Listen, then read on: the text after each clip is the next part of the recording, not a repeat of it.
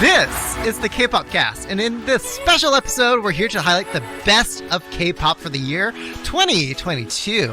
We'll provide a recap of some of the more notable news, trends, events, spotlight some curated voices from the community, and lastly, give awards to who took the cake. I'm DJ Peter Lowe. I'm Stephanie. And I'm your PDNM Michaela. And with that, let's begin the recap.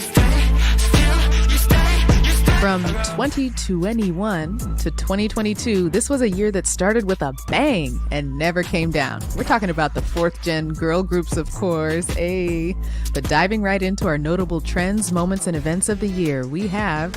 First, 2022 was the year of fourth gen girl groups. You know, I think we're used to seeing girl groups come and go. There's a lot of flashes in the pan, there's a lot of low effort, interchangeable debuts, but this year, we were so impressed with the quality, the staying power, the polish that came through from the fourth gen girl groups like LE SSERAFIM, New Jeans, Kep1er, NMIXX, like all of them just hit it out of the park with like multiple tracks, not just a debut, but comebacks too. They had challenging choreo, catchy hooks, powerful vocals, just like the whole package. Although, in a sort of like missed opportunity disappointment category, Girls on Top, who we're all counting on to deliver, to be the new Super M group of SM Entertainment. They kind of proved that patriarchy was alive. So they only got a stage performance video and nothing else after that. So, and not to mention the lyrics were kind of not exactly empowering. Lame. Maybe next year. But despite the patriarchy being alive, to be honest, there was a lot of lackluster boy group debuts overall.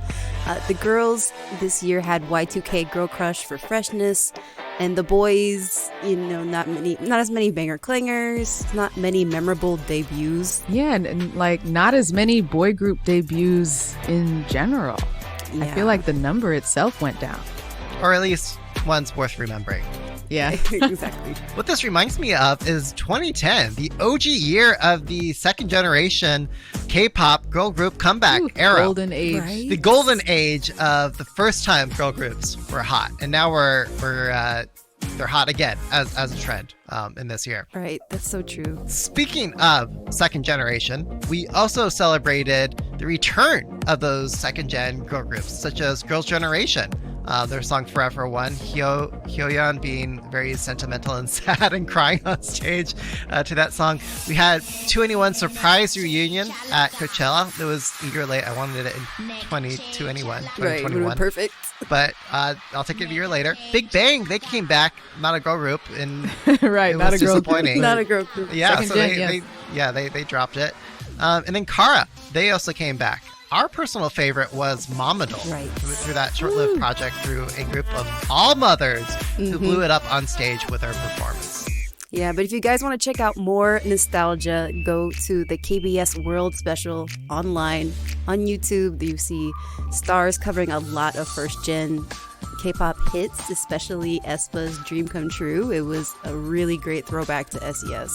Oh, yeah, and by the way, it's totally last minute here. NCT Dream covering Candy, the OG, what is it?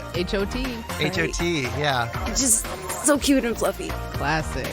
So the groups definitely had the spotlight this year, but there were a lot of solo acts that emerged from their groups and topped the charts as well. I'm talking about SHINee's Minho and Key, BTS's Jin with Astronaut, and Twice's Nayeon, who came up with one of the songs of the year, Pop. Right, and on that trend of going solo, we had a lot of people leaving groups as well, really going solo this year. I believe there's a list. Sometimes leaving the industry, right? Yes, leaving the industry. There's at least 36 members that have left groups in 2022. Dang. Notably, Nayeon from A-Pink.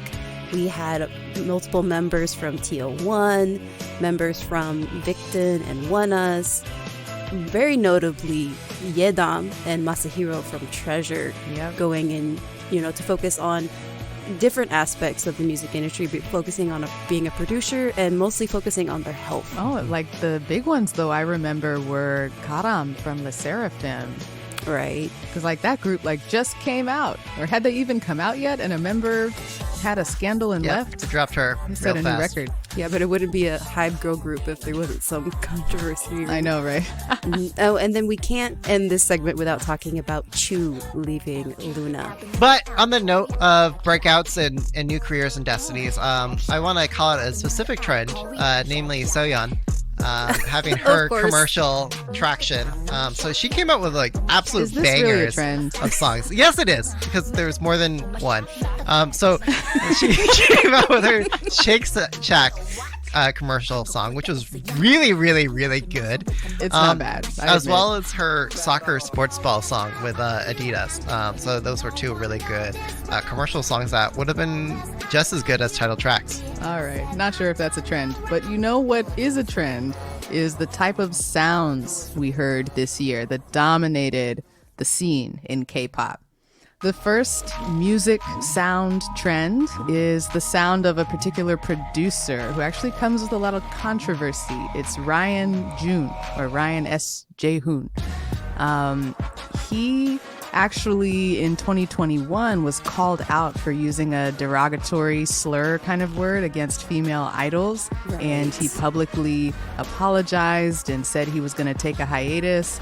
But wouldn't you know it, he's back again, getting more deals than ever, producing more songs than ever, and actually like dominating the sound that we hear this year. So if you think of songs like I've After Like, aespa, Girls, Classy, Shutdown, You Are Selfish, Girls on Top, Step Back, that's that really like loud, in your face sound. That would be Ryan behind it. And so it's kind of what we were talking about with Girls on Top. Like, the patriarchy is alive and well. And at the end of the day, like, the show is going to go on with that until some real accountability is seen. But in terms of other types of sounds that we are celebrating in K-pop, I, for one, am really happy to see an early 2000s R&B revival. Yes. My girls New Jeans, XG, LE SSERAFIM. We had really pleasant R&B B-sides from STAYC and NCT. Like, they come with these stripped down vocal harmonies that just like, just tickle your fancy, and extremely catchy, nice melodies, not too many synthetic sounds going on. It's just like taking you back to, I would say, early Destiny's Child, TLC, 3LW. And the songs are a little slower than what we're used to in K-pop, mid-tempo, 100 to 115 BPM. This is my jam. And then finally, this sound was not as prominent, but we started to hear a little bit of pop punk. So that was also really popular in the early 2000s in the US, that like alternative rock, Avril Lavigne kind of sound. And we saw it reflected in Korea with songs like Billy Ring My Bell, G-Idol Tomboy, Treasure did a Dadadi remix that was really fun. And we're probably going to see, and how could I forget J-Hope more? Like, obviously, the rock sound is on the rise in K-pop. Yep. Another thing that we saw on the rise in 2022 is the effect of what we refer to as the Great Restructuring, something we saw start back in 2021, where a lot of labels were acquiring other labels and seeing how that affects the artists this year. So most notably, I think we think of Higher Music. In this case, you saw Jay Park stepping down last year, and this year we see artists leaving. So we saw JB and Sick K leave. And Jay Park, after he left, establishing a new label called More Vision Entertainment. P Nation also saw great upsets. So they were founded by Hyuna, Don, Jesse, who are now leaving P Nation. So earlier we've been discussing that this was meant to be the label of refuge for artists to be themselves. Yep. So the very acts that like carved out the identity have under size leadership. Yeah, I think like jury's out. If it's really bad mismanagement, it could be. But I think it might also just be that where they are in their careers, they might want to be doing different things. I mean, I also wonder, like, why did their boy group TNX only get one song? Yes. They have such talent, such potential. So it just leaves me with some questions about what's going on at P Nation. Right, and then we have to mention the company that won the most in 2021, Rainbow Bridge World. Who? Rainbow Bridge World. They're RBW. most notably the company for Mamamoo, ONEUS, ONEWE. They acquired 3 companies since last year. Dang, they're playing Hungry Hippos up in here. Right, WM Entertainment, DSP Entertainment. Gotta catch them all. Right. And notably, we saw artists like April disband after this acquisition. A lot of groups were continuing their hiatuses, not really putting out a lot of songs. And KARD, who was under DSP Entertainment, they actually had a comeback this year, which was really important because as the unicorn of K-pop, the only co-ed group, it's really great to see that they actually survived that RBW acquisition of DSP. And their song was really good, even though it was Cardicle House. Cardicle House. Yet again. Yes. It was a welcome comeback. Golden Child, who was under Woollim Entertainment, they did have their first tour, but it was very chaotic and also, you know, in the vein of Luna's tour, very messy with members not participating, either due to health reasons or military or just really bad scheduling conflicts. They might have bitten off more than they can chew. Right. And speaking of group evolutions, after Hybe learned everything they could and Bray drained G-Friend, their management and their team, their production team, the legacy of G-Friend carried on with BV's, the 3 members of the group, and Yuju as a solo artist and under different labels. I think it's worth noting that after a successful tour twice, all members of TWICE have chosen to renew with JYP. We also had GOT7, one of our favorite groups, set the precedent of coming back as a group with their own name after leaving their big label, JYP. So post-label, all the members have come out with like amazing solo projects, and they also came back as a group with Na Na Na, which became one of the like most commercially successful, most streamed songs of the year. And so like I'm really hoping that they can set a precedent for other groups going forward to do what they got to do with those contracts to get their freedom. Going a little deeper on Jay Park, who I think like made a lot of fanfare, hoopla, like whispering conversations about what he's going to do next, like before he quote unquote retired from his labels, AOMG, Higher Music. He was saying cryptic stuff online, like I want to just focus on myself, or like I need to take a break. I have a lot of thoughts on my mind, like making us think like, oh God, what happened, right? But he just left those companies, it seems like, because he just got bored of them and he wants to be like a JYP and debut a boy group, an idol group, just like the rest. Yeah, More Vision is just his vision of whatever he wants to do in the future. Yeah. So he just didn't want to be burdened anymore by his old businesses and labels. So I just wanted to get that out. But on a more serious note, it does leave questions as to, we're starting to see artists leave from those former labels, and it makes me wonder, what is the future of like having a big player in hip hop and R&B in terms of a label that is a home for all of those artists? Are we going to see them scatter to the winds?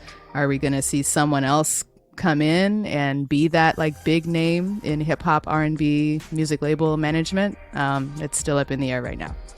So next, in one of the biggest news stories of the year around the globe, BTS has disbanded.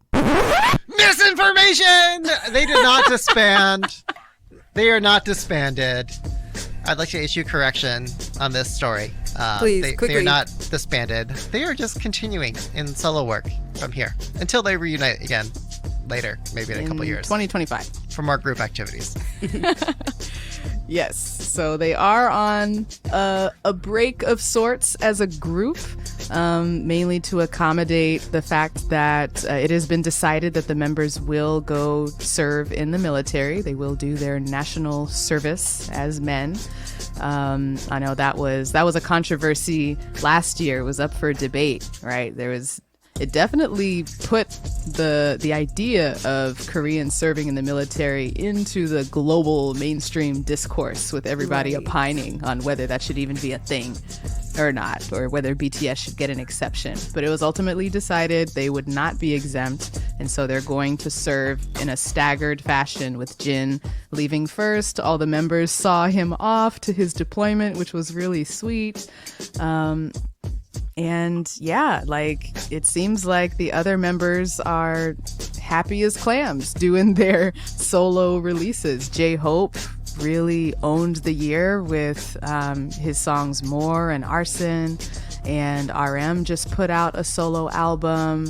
Suga was on that track with Psy, producing and dancing, so it seems like they're still working to me. Jungkook also featuring. Yes, Jungkook also released music with Charlie Puth, left and right. On that note, HYBE had acquired Ithaca Holdings.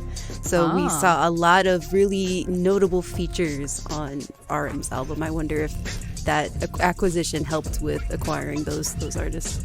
BTS also spoke at the White House to stop Asian hate, which I guess they net accomplished. Yeah, like, it's no good to more get the BTS. Asian hate, guys. It's done. We did it. Because that's what it takes, is an Asian celebrity speaking on the issue. That will stop of Asian American country issues, that doesn't have any laws against discrimination. Anyways. Anyway. So in other companies making faux pas, BlackBerry Immolation, they became a spirit Halloween at the end of the year. Oh my gosh. What do you mean by that? Yeah, go into that one a little, Peter. TLDR, they accused Chu of, Luna member Chu of, Abuse of power. Abuse of power, right. And this was after she was basically asking to get paid. Right. Like, and then everyone came to her defense. And now, like, no members of Luna have renewed, except for, like, 2 members. And yet, they're due for a new debut album next year. Somehow. Which I'm pretty sure is just all their previously unreleased tracks that they recorded. Didn't news come out that BlackBerry had, like, embezzled or lost that too. millions of dollars? Yeah, so we may not see BlackBerry in 2023. Yeah, but what we might see is more and more group debuts. We saw this acceleration, right, of group debuts compared to previous years. You know, companies would have some time between groups when they debuted, but we have especially larger companies debuting multiple groups in the year. You know, for example, JYP, they already had Stray Kids and ITZY sort of representing the 4th generation, but they debuted Extraordinary Heroes and Mix and are going to be coming out with a new group, JYP Loud. HYBE, they had TXT and Hyphen, then debuted LE SSERAFIM, New Jeans, and there's going to be a 2nd season of Island coming in 2023. I have to prepare myself. Oh my gosh. Moving along, for those of us in the United States, we had the privilege and maybe the curse of having too many K-pop concerts. It's like the labels were super busy trying to recoup the lost revenue from the pandemic, so they all scrambled to book tours in the United States, and there were 89 tours this year alone. Oof. Probably the highest ever. Twice, Blackpink, Stray Kids, ATEEZ, they all appear to have commercially successful tours. Another commercial success was the return of KCON. Guys, KCON LA in 2022 actually competed with Head in the Clouds this year. KCON bringing us the evolution of K-pop festivals in the US and very 4th gen heavy lineup, where Head in the Clouds brought us Jackson Wang, BB, Yumi Ray, and CL. Yes, CL. My queen. And then there was the Camp Festival in LA with headliners including Kai from EXO. Wait a minute. Actually, Camp was a disaster concert where half of the artists dropped out, which I had the pleasure of attending in person. More on that later. But you know what I heard was a really good show was Lollapalooza, which J-Hope was a headliner for. Like Hobie Palooza. Right. Hobie Palooza. My bad. Yeah, that's the official name now. Hobie Palooza. Yeah. And J-Hope like really made a splash as the first BTS solo to go out like that. And it just like set the precedent for BTS solos being so successful going forward. Yeah, not only the first like BTS, but also like the first Asian headliner for the whole. We also had Coachella this year, aespa, 2NE1, BB, Yumi Ray again, Jackson, and Epic High. Yeah, the return of 2NE1. Yeah, that's a big deal. K-pop on Broadway. That was a thing. It happened. And it featured actual K-pop idols, such as Luna from It happened and Function it will not be happening again. Yeah, unfortunately. There were only 17 non-preview performances, which a couple K-pop cast listeners had the privilege of catching one of those few performances before it was canceled. So shout out to Howard R. and C of the K-pop cast Slack. And in other K-pop happenings, ITZY's Yeji and Ryujin's cover of Break My Heart did better than the original. They nailed the concept in their dance cover, and it was covered by numerous other dancers, much like previous acts of Irene and Seulgi's Monster. So that was a good cover example. We saw the rise and fall of the ultimate OTP, Hyunodon. They announced their engagement in 2022 and also their breakup. Dang. Yeah, not on my bingo card for happening. Nope. And New Jeans and LE SSERAFIM bounced back from controversy. So New Jeans, they had their controversy with the Cookie lyrics, which, you know, seemed sexually explicit. Innuendo. But they still managed to shake that off. And then LE SSERAFIM, as we discussed earlier. What member? We'll just drop them. We'll just keep the show going. Alexa had a wonderful breakout year. So she had her song Wonderland, and she won the American Song Contest. Oklahoma is the first ever winner of American Song Contest. Congratulations to Alexa and Oklahoma. The winner of the AAC. No, Alexa, stop. No, Alexa, I'm not talking to you. Billy's Ginga Minga Yo had a notable fan cam. Billy's Suki, if I'm saying her name correctly, single-handedly holding it down for the group with her facial expressions. She set a new stage presence for Aegyo. It was honestly kind of ADD, the number of facial expressions she went through in a single performance. Another new presence in K-pop, we saw another debut of a AI-powered virtual idol in the group Superkind, as well as a resurgence of Boys Love having its own renaissance in 2022 in K-pop. Boys Love, I guess, for if you guys don't know, is basically described as male romance, homosexual romance, usually targeted towards a female audience. We saw a lot of idol and formal idol members starring in a lot of these Boys Love dramas, as most notably, Semantic Error starred Jae-chan from DKZ and Park So-ham, formerly of KNK. VIX had two members starring in Boys Love this year. We had Color Rush starring Hyuk and Happy Ending Romance starring Leo. Leo? Okay, I gotta watch that. Right. But in music, we saw the resurgence of the Boys Love genre, especially in Only One Of's music videos. They had this whole series called Underground Idol, where they are clearly playing on fan ships and shipping each other with each other. Underground meaning on the down low. Yeah. So then finally, outside of K-pop just releasing raw music videos, there were a lot of shows as well for survival and competition. And one of them was Queendom Season 2, which a lot of us were really looking forward to because the Season 1 catapulted G-Idol to new heights of fame. So we were really anticipating what's the show going to do for girl groups and female artists this time. Sadly, Season 2 had less viewership, and we really didn't see any of the groups that participated get a bump. I'm thinking about Luna, Vivi's, WSJN. One exception, though, is Hyolyn, who I don't even think she needed queendom. She's just that much of a queen herself that she she rocketed in contrast, the one soloist, Park Bom, from the first year, she didn't necessarily gain a lot of traction from the show, but the soloist this year She basically won the whole season. Yep. All right. Well, that's it for 2022 trends and events. At least that we found worthy to recap. Right. Yeah, right. So before fans get angry at us for leaving out. Yeah, let's move on. Let's move on. And in the 2022 Hunger Games, we bid farewell to the fallen. So we've got April, Butcher Pass. Okay, these Bugaboo. are groups that have disbanded, not died. Okay. Yes, disbandment. For the clarification, right? Yes. Yeah. CLC. That finally formalized. That slow. Burn. They would have done so well this year. Mm-hmm. Yeah. Well. Okay. Well, maybe they couldn't hang, but yeah. D-Crunch, Girlkind, Hot Issue, Lunar Solar, Mama Doll. Unfortunately. Yeah, unfortunately, Project Group only. Newest, Red Square. Ooh. Yeah. Anyways. TRCNG and We Girls. Well, pour one out. Yeah. All right. On to the next. On to the next thing.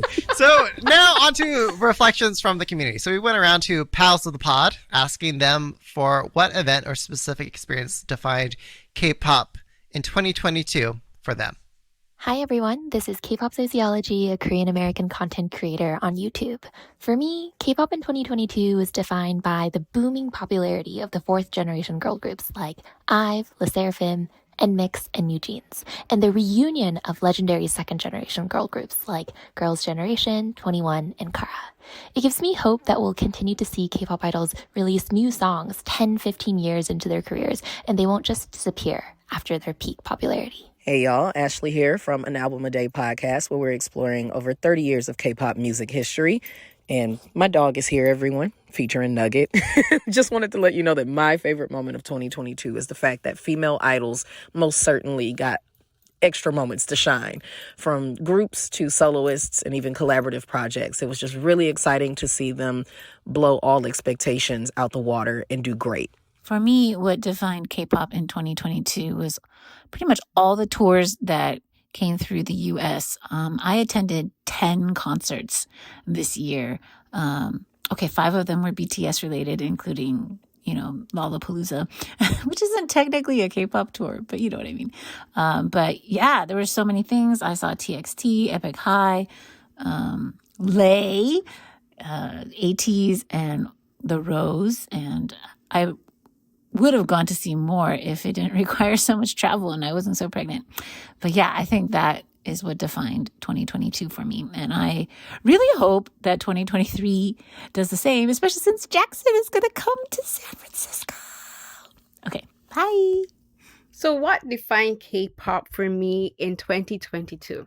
First, off the top of my head, having that performance of 21, Say Nigga Che Chalaga at Coachella was amazing. I was home in Barbados on vacation and I was ecstatic that they had that performance because my New Year's wish, no lie, was to have a whole bunch of comebacks by second gen groups. So we had 21. I count that as an unofficial comeback. We also had Girls' Generation, Kara, and we had such, I think this year was amazing for girl groups, but also some of my favorite male groups had, I think, a great year. Monsta X. I also got to go to my first ever K-pop concert to see At Ease here in Hamilton, Ontario, and it was amazing. I had a blast, 3 hours of fantastic music, fantastic performances, and it was one of the it was one of my favorite experiences of my life ever. Hey K-pop cast, it is Nat. I hope you're doing well. And for me, what defined 2022 in K-pop is the dominance of fourth gen. I feel like they really cemented themselves as the acts of K-pop this year.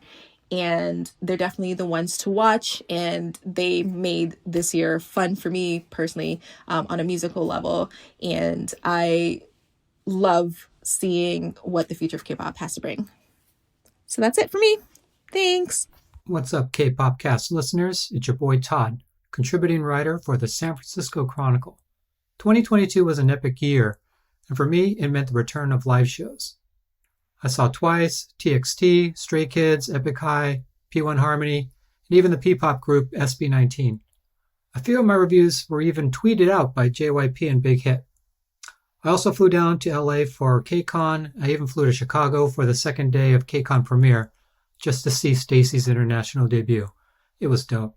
My hope in 2023 is that more K-pop artists appear on festival lineups like Coachella, Lollapalooza, and Outside Lands. I also hope the ticketing situation gets sorted out because I've met way too many fans who think these out-of-control on-sales and surge pricing is normal behavior. It's not. And with the Taylor Swift debacle that just happened, things gotta change. To me, not only did 2022 set up the future of K-pop with a new class full of legitimate monster rookies, it was also a celebration of what came before with the reunions of Girls' Generation, EXID, 21, Sister, Kara, and of course, Big Bang, just to name a few. So that's it for the Pals of the Podcast Reflections. We love getting to know all of these folks as guests on the podcast, on our K-pop chats, on Twitter Spaces, and we look forward to having more critical conversations with all of you in the coming year. All right. So now it's our turn. So yes. our personal things that we'll remember 2022 by in K-pop. The opinions you've all been waiting for. Right. Yeah, okay. Anyway, so mine was K-pop gigs. That came back real strong this year. Everyone was having their hot girl summer because resident K-pop DJ finally getting to right. Just to remind everybody, we have a real DJ in the house. Mm-hmm. Yeah. So anyway, one thing I just want to call out with all these events happening again, maybe with a renewed vigor, just because now everyone can actually dance and they couldn't before. Top songs this year from like the dancer perspective that I saw from my gigs. I'll just rattle off a really quick list here. So G Idol, they had their songs "My Bag" really big here in the Bay Area. "My Bag" people really got down to. Tomboy as well. ATEEZ, their song "Gorilla" was really popular with dancers. Billy's "Ginga Minga Yo," again facial expressions. Ayo really holding it down. Blackpink, they came back with their two songs, "Shut Down" and "Pink Venom," both very popular. J-Hope's "More," LE SSERAFIM. Really all their songs, but namely Blue Flame was a really popular B-side. Fearless, Anti-Fragile at the end of the year here. New Jeans, Attention, Hype Boy, both very popular bops. NMIXX's O.O was especially popular with dance groups. Like that was something that everyone loved to hate on the onset, but among the dancers, most requested song. Besides that everyone knew the choreography to. Eyes After Like, very popular as well. No surprises there. Kepler's Up Wadada also hits. Luna, their song before I guess their debut, Flip That was popular. Twice's Talk That Talk. Nayeon's Pop, everyone did the point dance for that. 17's or really their subunit, SVT Leaders Cheers, that was really popular here in the Bay Area. Dance. Yeah. Hot actually. Ow. Hot was the song of the summer, I would go as far to say. Every gig had to play it like every single hour. It was that popular. Yep. Stray Kids, it was Maniac. Not just me requesting it every time. Although that was my hit replay this year. Right. Stray Kids Maniac, that was a good drop. ITZY Sneakers was a really breakout song for the group. And Jessie Zoom, also very popular. Yeah. All right, Stephanie, what's your thing? Yes, so an experience that defined K-pop for me this year was attending the Camp LA Festival in person. I think it was November of this year. I flew down to LA, got tickets. I went with my mom and some of her friends, really because I wanted to see Kai live in concert. Monsta X was also going to be there. I'd never seen them live, so I was just super stoked. But then as I was on the plane about to get off, I started checking Twitter and saw that half of the artists were dropping out of the show the day before, and I was already in LA. So that just set the tone for what the weekend was about to be like. It was raining, attendance was really low. They had rented out the Rose Bowl for this show, and it was like a quarter to a third full. Wow. We made the best of it, there's something to say for just accepting the fate, accepting we are here. We're not going to see the artists we wanted, but hey, we're going to support the ones who are here. What's their name? That boy group T1419. Yeah. They gave it their all in the rain, killed it. Chungha was amazing. I had never seen her live before. It almost brought me to tears, her performance. But yeah, it was just like, it was a unique experience. Oh, and how could I forget Epic High? Epic High was the headliner, brought the house down, and Tablo could not resist making jokes at every minute about how much of like a shit show this concert was. So that just made it all worth it. There are times in everyone's life where it feels like you're not gonna make it. There are times in your life where you feel like everything is going to shit.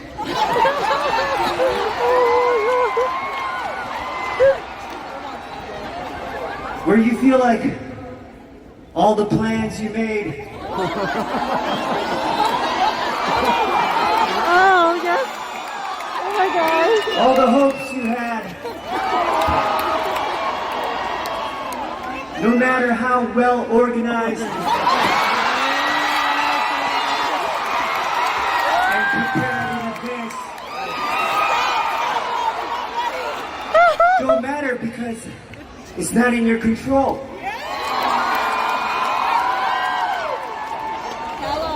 There are times in your life where you don't always get what you want. And it breaks your heart. I'm sure none of you know what I'm talking about. Oh my God. I am sure none of you experienced even a little bit of that this weekend.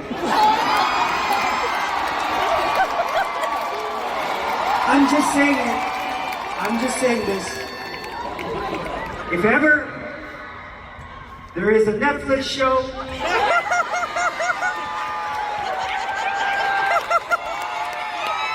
or a Hulu show, I want to be in it. And Michaela, how about you? What was your thing? Guys, my thing has to be going to KCON LA in Los Angeles. Woo! If you guys don't know, we've been recording this podcast for a second, and we have never recorded an episode in person. So this was the first time I got to actually meet and like touch and like visibly see all of the people that we've had on the podcast, all of the friends that we've made over the years doing this, and it was so jealous, right? And we talked a lot about KCON kind of being very commercialized, really wanting just to sell you things. But honestly, the takeaway experience I had from KCON was just getting to reconnect with all of my favorite fans. Your favorite listeners. Yes, sorry. My favorite. All of your fans. Sorry, all of my favorite Oh, there K-pop, is a fandom for PBNM. K-pop fans. Biased member. Oh, the other fans of K-pop. I'm just giving you a hard time. All right, so before we get to the awards, we each wanted to recap a song that meant something to us, just personally speaking. So our song picks didn't have to have artistic or commercial merit, just something that meant something to us. So I'll go first. My song was Ice on Fire by Rolling Quartz, featuring Kim Jong-hoon.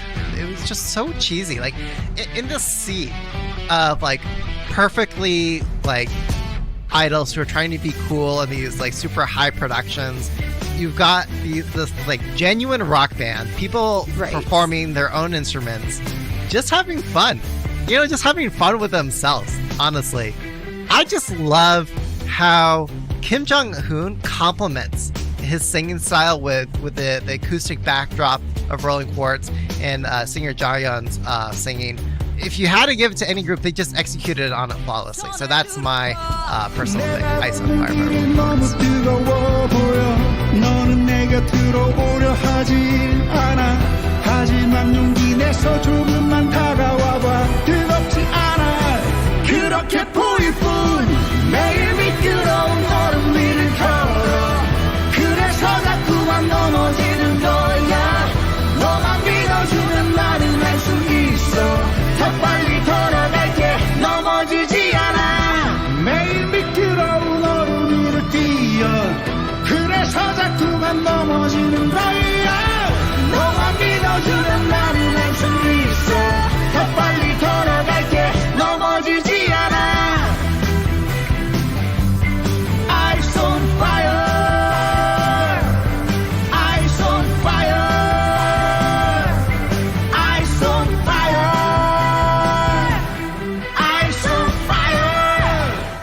sweet. So my pick has something in common with that one. I love how you said, like, in a sea of, high production, big sounds, and like for me, like big groups really dominated the K-pop scene this year. My pick, Jaehyun Forever Only, was an understated gem.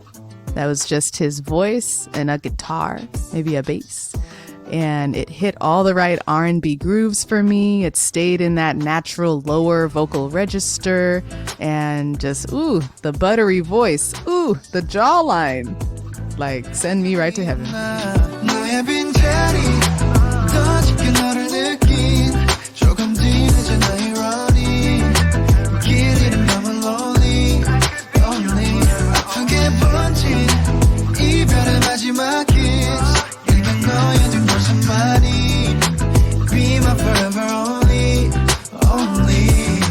I guess the SM boys had us whipped this year, Stephanie, because my song of the year is Max Changmin's Devil.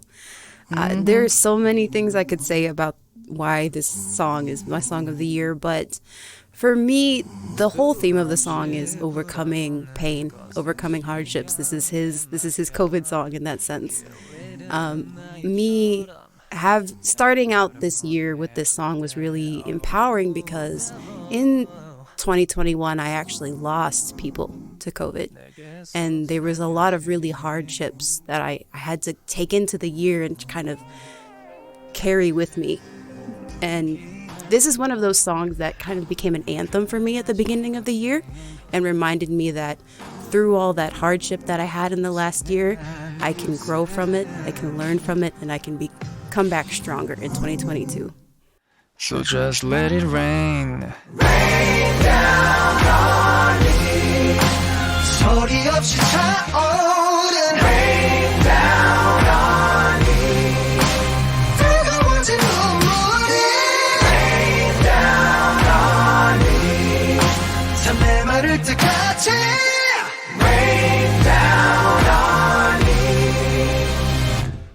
Aw, PD Neem. I know. I was gonna say I didn't even know about this about you, PD Nim. So thank you for sharing that, and gives me all the more reason to appreciate shows the song. the power and the depth of K-pop and the impact it has on us as fans. I really appreciate you sharing that, Michaela. Yeah. Again, bringing it down again. Sorry, guys. No, I always have this. I tried to not make it about like a sad song this time, but this is truly my pick for this year. This is part of it. It's part of the magic of K-pop. It meant something to you. Yeah. All right. Now, for the awards. So, something that we did differently this year, we came up with the nominees, but we also put it to a vote. So as we go through each of these awards, I'll be calling out what got the most tweeted, voted for each pick. So, kicking us off, it's the best Western-friendly top 40 English crossover song. So yeah, long title. Yeah. Our judging paradigm for this category was essentially a song that you can imagine playing in an American dance club, or a song playing in that environment and no one would notice. Going over really well in that scene.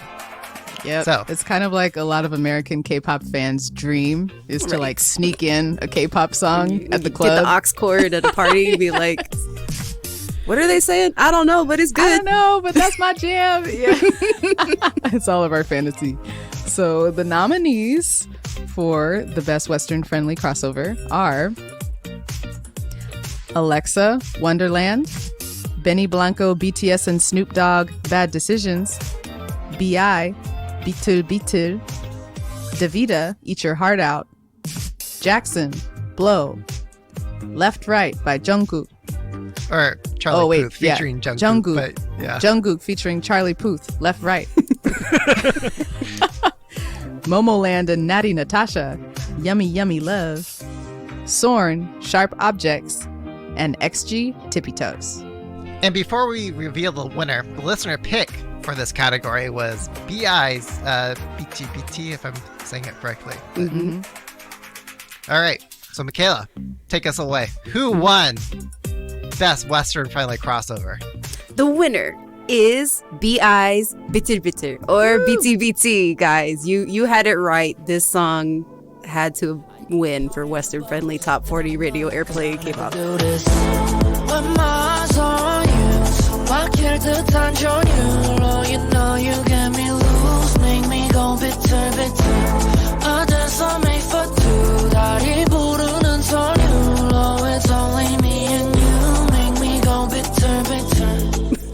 Yeah, we were already leaning towards this one when the votes came in. Yeah. Like I think. I don't think I called it out earlier, but that was also a very popular song. Dancers requested all the time, so it was good to see. I think both Western and K-pop circles loved it. Sweet. All right, so up next we've got Rookie of the Year. So basically, the criteria for this, they just had a debut within 2022, and we're evaluating the winner here based off of their popularity, their potential, and whether they executed on meeting the hype around their debut and exploiting and sustaining on that hype. So, Michaela, please introduce the nominees. And the nominees are ATBO, Kepler, LE SSERAFIM, New Jeans, NMIXX, Tempest, and Tan. And the listener pick, it was pretty contentious, but it goes to LE SSERAFIM. So that was the most voted on amongst the listeners. So the winner is LE SSERAFIM. Yes. Once again, the listeners are on the money with this. LE SSERAFIM, without a doubt, met the hype, met the expectations, came out the gate, not even looking like rookies, with that polish of veterans. So it was like obvious who should win.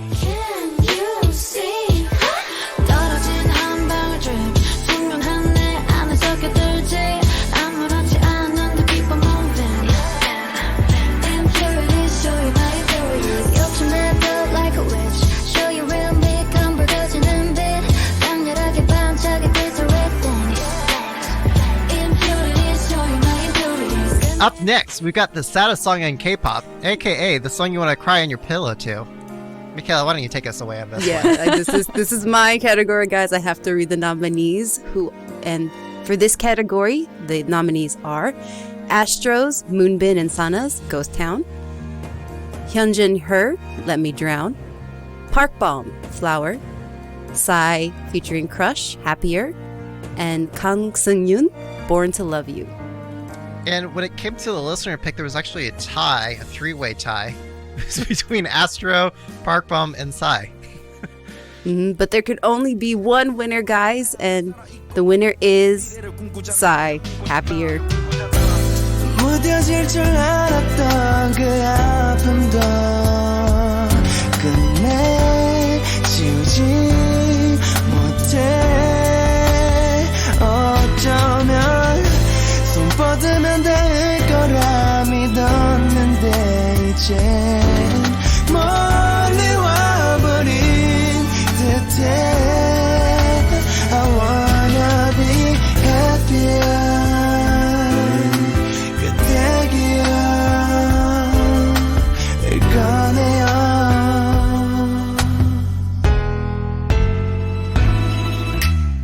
Why?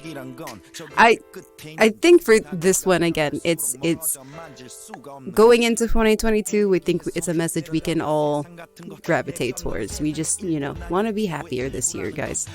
But wasn't the song about the illusion of happiness and that it's like all a lie and you're just stuck in this like rat race? And Yeah, I found it pretty relatable to like working in corporate and jumping through the hoops. All right, well that is indeed a sad song. Up next, it's the K-hip-hop category. Stephanie, what? I'll leave it to you to describe this one. Yeah. I'll take it away. So the criteria for best K-hip-hop, and I'll caveat and say K-hip-hop because, you know how it is. What we're really voting on here is songs with a dope-ass beat that you want to throw it back at the club with. Songs that will have staying power past this year, and you're going to hear it playing in clubs and parties And we also evaluated some technical rap flow skills as well. But really, it's the sound of the beat, the song that weighs heavily for us here. So this is why the nominees include (G)I-DLE's My Bag, which was, by the way, the most popular listener pick. So, I'm glad we've got this a space just for (G)I-DLE and the song My Bag, or Soyeon featuring (G)I-DLE. Yeah. We were going to put this is going to be my song of the year, but y'all let me put it into this category. Let's go through all the other nominees, shall we? Sorry. Yes. Okay. The other important nominees. Yes, I do enjoy throwing it back to My Bag.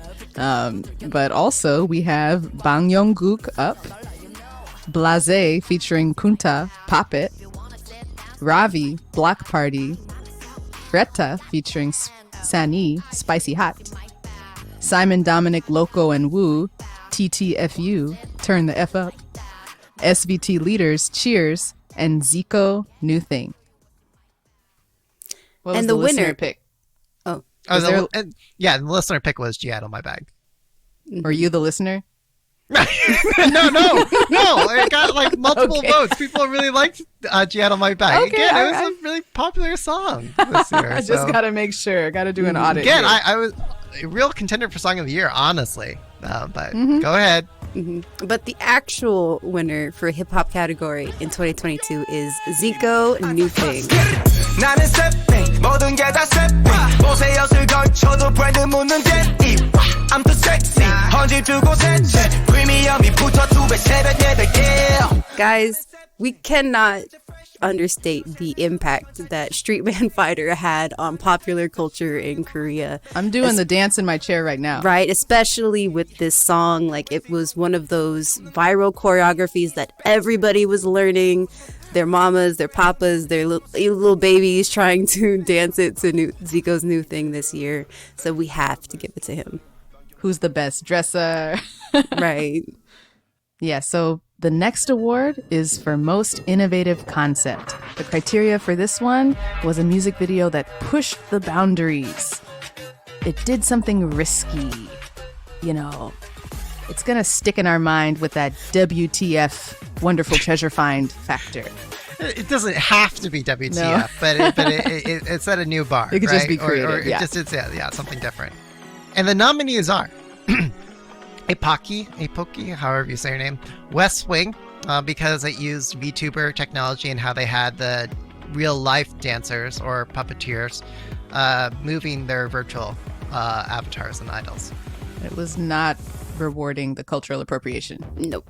Up next, Key Gasoline. Yes, for innovations in fashion and visual concept. Key definitely stood out this year. He slayed. Max Changming and his song Maniac. It emulated a lot of visual styles right from Kubrick movies, so it was something completely different from what anybody was doing. Alfred Hitchcock as well. A lot of that. Yeah. Up next, we've got NMIX O.O. And we put it in the innovative category because it made a lot of people angry, but it did not follow a pop song structure. And it was really framed for dance teams and that purpose. Next nominee is Onu Dice. Yes, another SHINee member innovating a concept where the hero is actually saved by the heroine in this music video. Another nominee, Stray Kids, and their song Case 143. We added this in because our listeners told us to. But also because the concept featured a monster in being your monster of desire, becoming that beast. And lastly, we've got Superkind in their song Watch Out, because it featured an AI-generated member. The listeners picked Key's song Gasoline, which was a nice pick by the listeners, but we chose NMIX's O.O. Just because, again, everyone hated that song, but it really delivered. It's just that people weren't ready for it yet. And dancers are already adopting it. I think we're going to come around. We're going to look It definitely back on makes you feel something. Whether that's pain or pleasure, it's up to you. Definitely pleasure. No, honestly, I think people weren't ready for it yet, but they will be. They will be. They will.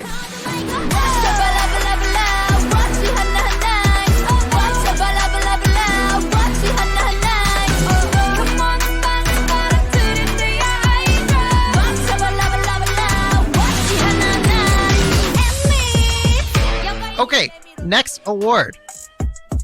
Ho Anthem! Hey. Which got... Sorry, Mom.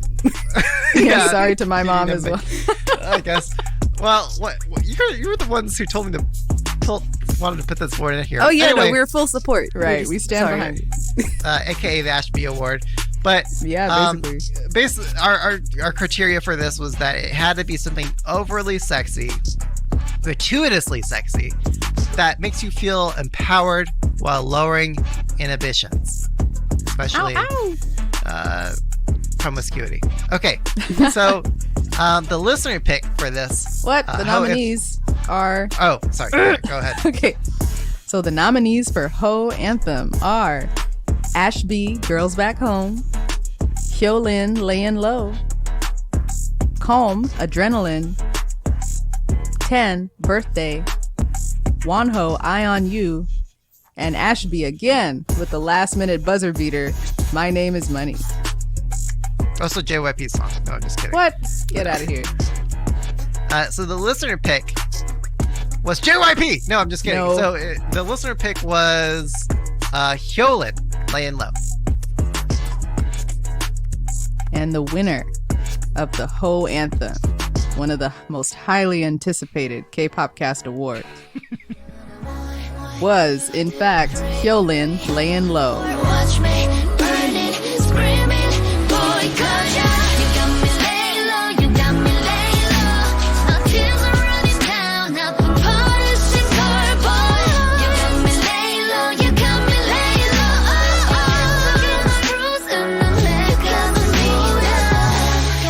low. Look, booty number 1, booty number 2, back again from Dolly to today. This was an actual Ho Anthem this time, y'all. Like, if y'all haven't watched the video, like, stop what you're doing and go check out that booty. Yeah, it took real, like, physical prowess. The athleticism. Yeah. The legs for days. The knees. The knees. Yeah, she was just, like, in top form. And it's what we fans have been waiting for since Dali. So I feel like we have to reward her, to send her the message, we want more of this. Thank you. Up next, we've got the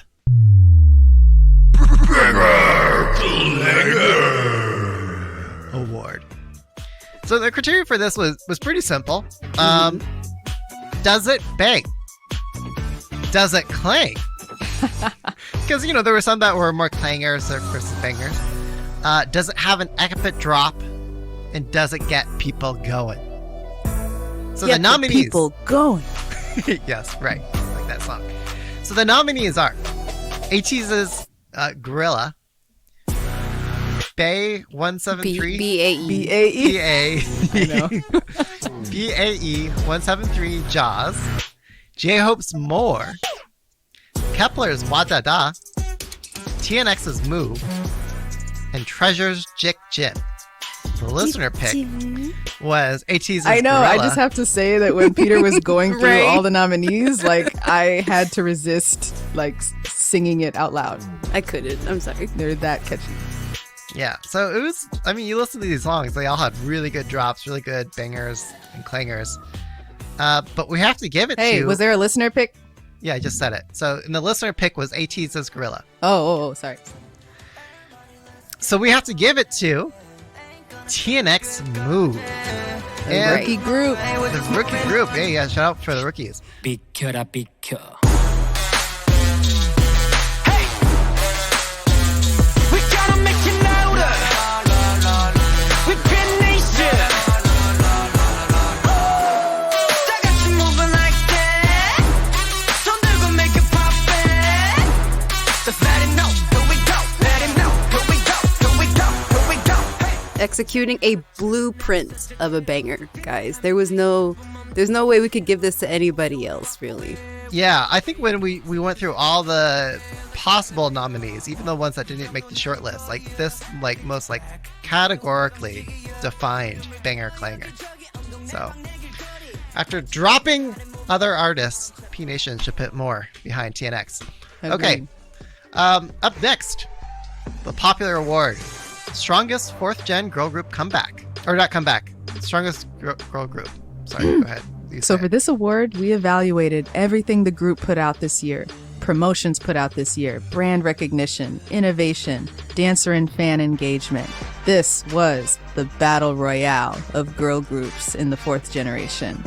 And I have to mention that while we wanted XG to be included, we had such high hopes for them, they just didn't make the cut this time. Right, so our final nominees are aespa, Billy, ITZY, IVE, Kep1er, LE SSERAFIM, Lightsome, NMIXX, New Jeans, Purple Kiss, and STAYC. And the listener pick, after like multiple like civil wars or like online battles, it went to STAYC, aka SLAYC. But there can only be one winner, and that award winner goes to IVE. So when you think about a girl group that defines the essence of K-pop, it definitely goes to IVE. I think they had a really good, I mean, they had a great momentum from 2021, but the whole year they slayed in the 3rd quarter, the 4th quarter, the 2nd quarter. Every time they were top of the charts. And we want to acknowledge that this was a really close call-in year. Like, everyone had a good year. Again, this was the year of 4th gen girl groups, but IVE was the one who really came on top. You and the eyes were the like L-Town to O-Town. Now, yeah, yeah, yeah. You and the eyes were the like West after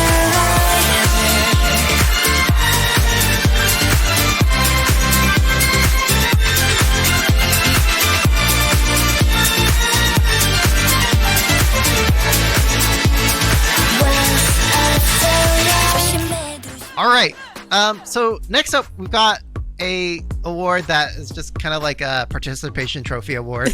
And this award is songs we just want to win something. So that's it. Like we couldn't fit it into some other place. We just wanted to recognize these songs for whatever reason. And the nominees for this section are Bandit Venom, CSR Pop Pop, ITZY Sneakers, Sunmi Heartburn, Hyolin's Waka Boom, and Cheese with Podang. And the winner, guys, is Bandit's Venom. We had to give it to them for this category. I mean, this was the year they disbanded. I feel like of the participation LOL. Yeah, of the participation trophies, like they earned this one the most. Yeah, good song. Spit. Venom, Venom, yeah.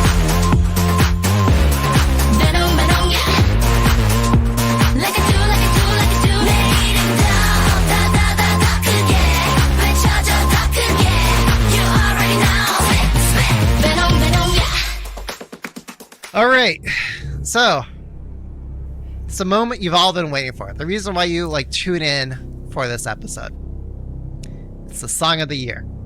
The song of the year is a song which is evaluated on the following terms. It defines the essence of K-pop, has staying power, likely beyond this year.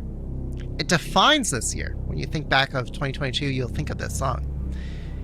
The song's concept or message is profound in meaning. And the song itself advanced or moved K-pop forward as a genre. It sort of changed the state of the art of K-pop. All right, so I have to jump in here and just be honest with everybody that looking to the last few years and comparing the releases, the songs this year just didn't quite meet the bar for us in terms of the criteria that we're looking for. Just take a look at our episodes from, last year we gave the award to Rosario by Epic High, CL, Zico. The year before that we gave it to Chungha, Stay Tonight. These were selections that were just like above and beyond in every category. And we just have to say that we didn't feel that same excitement about the selections that came out this year, but there's still great songs. So I just wanted to, share that. All right. And the nominees are IVE, After Like. Jessie, Zoom. J-Hope, More. Kepler, Walada. Mamadou, Wua Hip. Nayeon Pop. New Jeans, Attention. Psy, featuring Suga, That. 17, Hot. And Stray Kids, Maniac. And the listener pick for this, guys, was Nayeon's Pop. Pop, pop, pop. All right. And being handed the purple envelope here. And the winner is... Wait, it says BTS's Permission to Dance? Oh, what? Were they even nominated? No. There's been a mistake. Look, I don't know how that envelope got in here. Here's the real one. There you go. All right. And the song of the year, the song that defined 2022, the song that we'll forever remember this year for conveying the essence of K-pop. Get on with it. Okay. The song is New Jeans, Attention.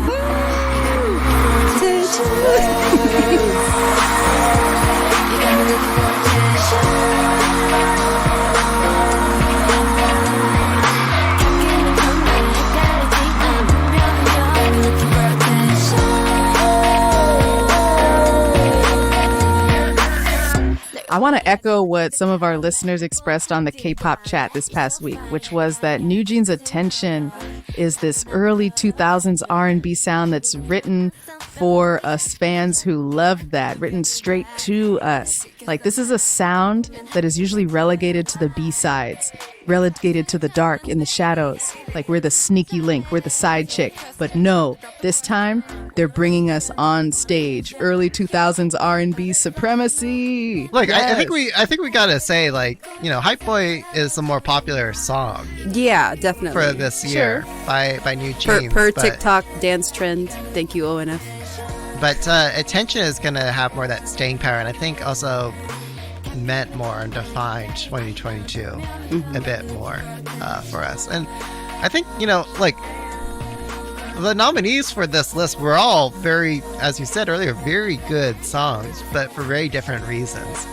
I think Attention is the most, 2022 out of all of them, though. Yeah. I would add, we were looking at how did we award Song of the Year in previous years. We thought about what kind of sound do we want to hear more of next year. Yeah. And when we put it that way, it's Attention, no doubt. Mm-hmm. This is also probably the look. Yeah. Too. The style. In terms of fashion. Yes, more stripped down, the natural makeup and hair look, girl next door, baggy jeans. I'm all for it. I want the girls to be comfortable. Yes, comfortable being a very key word. Yeah, right. Although I think G-Idol's My Bag was a really good close. All right. Okay, so let's close it out. So, really quick in passing here, what did the K-pop cast mean to you as a host in your life this year? So I'll kick it off. For me, I started this big new grown-up job at Amazon. Which had meant that I needed to lean back from the podcast. So yeah, new evolution for the show, for sure. Evolving into what? Like a Charizard or something? Yeah, sure. The whatever next level. Raichu. Yes, and for me, the K-pop cast represented an opportunity for me to really grapple publicly with some political and social issues that have been on my mind. The newsletter gave me a chance to do that. The K-drama themed episodes, the deep dives, really allowed me to blossom in my political agenda. Right. And for me, definitely, I have to double with Stephanie, the K-drama episodes, getting to be on one of those and get out all of those feelings that I'm having about these K-dramas that I spend so much time watching during the year. And then also KCON, guys, for me. I know as somebody who in my professional life has nothing to do with working in media or entertainment or anything like that, getting that experience for the first time and becoming, you know, a successful fan, as they say, and being able to stand 2 feet away from my fave was probably like the best experience from 2022. All right. Well, happy New Year, everyone. I'm sure there are things that we missed. You can let us know. Please don't. I was going to say, let us know at some other We're podcast. not filming this again. Drop in Right. another podcast link, and you can give all the hate to that one. No, I'm just kidding. But yeah, I'm looking forward to spending more time with the listeners, talking more on the Slack, and we'll put out. It looks like we'll have to be talking on the Slack because Twitter's not going to be around. Oh yeah, Oof. right. Yeah, but what's going to happen with no more K-pop Twitter? That's a good question. I don't know. Will it liberate us? Yeah. So next episode we'll put out a predictions conversation, hot issue, hot hit replay predictions episode. All right. Catch y'all later. Yeah. Happy New Year. Happy New Year, everybody.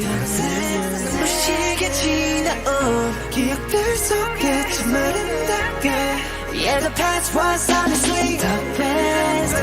But my best is what comes next. Maybe seeing you did the more I could not.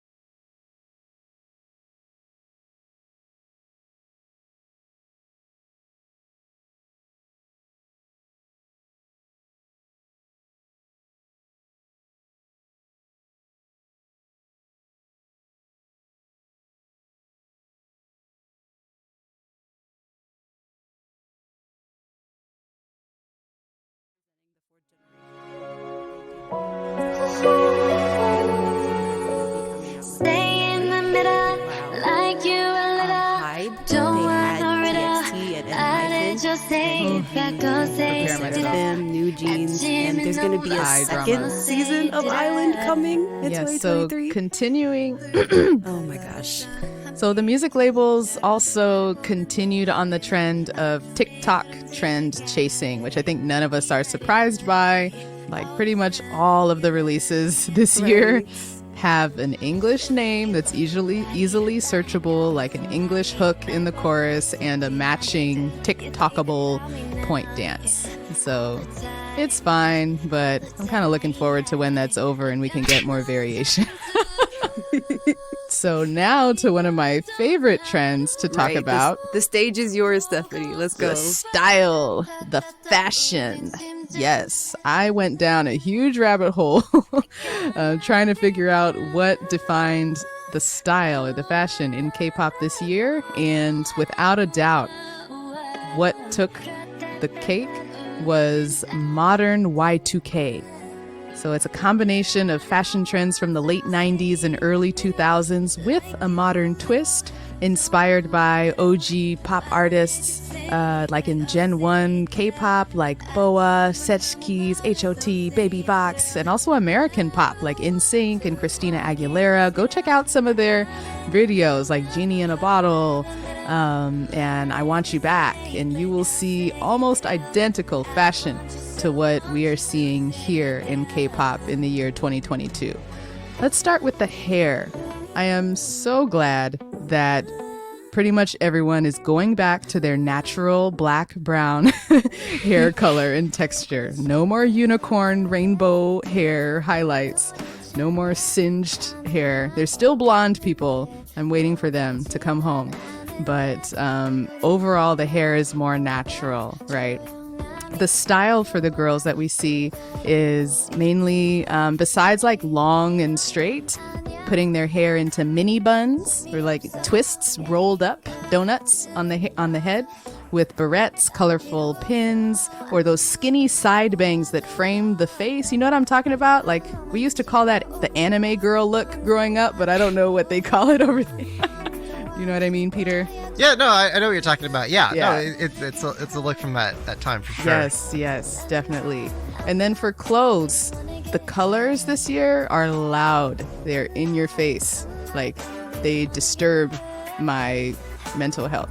The colors are basically like, think about ITZY's general color scheme and add 10 more shades of highlighter. Right. You know? And the clothes overall are like on the baggier side, especially for boy groups. We see NCT leading the way here with baggy cargo pants, baggy jackets, baggy sweaters. And the girls have these like low-rise, waist, hip-hugging baggy cargo pants or baggy cutoff shorts. Always low-rise, always showing the skinny ant waist. And on top, they pair it with tight crop tees, those long sleeve crop tops with cutouts in the shoulders and the collarbones. It's very 90s, very early 2000s. It looks like a shrunken, baby-sized cardigan that you can only fit your arms in. Oh my gosh. That's a perfect description of it. Right? I was like, how do I describe this? It's so bizarre. I would never wear that. Right. But yeah, if you want an example of what I'm talking about, this kind of outfit, go check out New Jeans, Kepler, and NMIXX. They are just wearing the whole ensemble. And the piece that the boy groups have added this year is those like chunky link chain necklaces. Right. That I also remember were very popular with the dudes in the early 2000s middle school, like trying to look gangster. And like it's NCT and Hypen, 17, BI, all of them have these like thick chain link. Thick with 3 Qs. Thick, yes. But you know who I have to respect though, who broke the mold, was J-Hope. J-Hope came out with strings of pearls around his neck for the video More. No one else did that. So I just gotta call him out in respect. The one thing I will never respect is the return of the fuzzy boot trend. Guys, I was so triggered when I saw NCT, like my two favorite members, Doyoung and Taeyoung, with these giant fuzzy boots. It's specifically I saw on Twitter, it reminded me of this old picture of Jaden Smith and Justin Bieber. It was that's right, awful. Okay, well, it's kind of like they pick and chose certain things to carry from the 90s, 2000s, and they left certain things behind. I think we can all be grateful that they left like bleached frosted tips alone. Or like the tiger stripe highlights in the hair. They left camo, like army patterns, largely behind. And those like really small color tinted sunglasses. I just like went back in a rabbit hole, I'm telling you. And I'm like, wow, there is a lot of elements to this fashion. They also left behind really garish, like bright colored eyeshadow, which I'm really happy about. If you look at the music videos from New Jeans and Le Sserafim, it barely looks like they have on eyeshadow or eyeliner at all. They're sporting a very fresh, just woke up, born with this nude girl next door, natural. I just got back from soccer practice. Yeah. So there's very little on their face at all, or at least it looks that way. Right. The appearance of nothing. Yeah. It's a nice departure from what I remember the 2000s to be. Yeah, and then wrapping it up, New Jeans very notably had examples through all of their music videos. The group designed around this concept both visually and musically. We had XG with Tippy Toes and Le Sserafim with Fearless, nailing the early 2000s R&B pop sound. Yeah, and just to shout out a couple other music videos that are just like squarely in the Y2K era. I would say NCT Beatbox, Red Velvet Birthday, NMIXX Dice, Rocket Punch Flash, Ginga Minga Yo, Billy. There's just like so many. If you look at any top songs list for the year, you're going to start noticing these patterns. Mm-hmm. So you know what else was popular in the 2000s was, I don't know about y'all, but like pop punk and the Hot Topic store and Torrid in the mall. Like, yeah, black nail polish and like, I'm a bad girl. Like that scene was popular then. And so it's not as big as the Y2K stuff here, but I think it falls under that umbrella. And we are starting to see it blossom this year. The fashion is like all black, leather with metal or silver jewelry, some red accents, black and white checker patterns with the school uniforms. We saw this in AT's Gorilla, Light Some Alive, Kepler We Fresh, Extraordinary Heroes, G-Idol Tomboy, Bandit Venom. Let's not forget Rolling Quartz. Setting the precedent. Them doing the pop punk look first on their debut and continuing that look throughout their career. Of course. Blackpink in your area.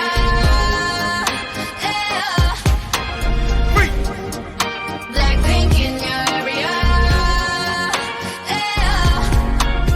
컴백이 아니었던 난 적 없으니까 고개들이 돌아 진정에 못 걷길라 분홍빛의 얼음 drip drip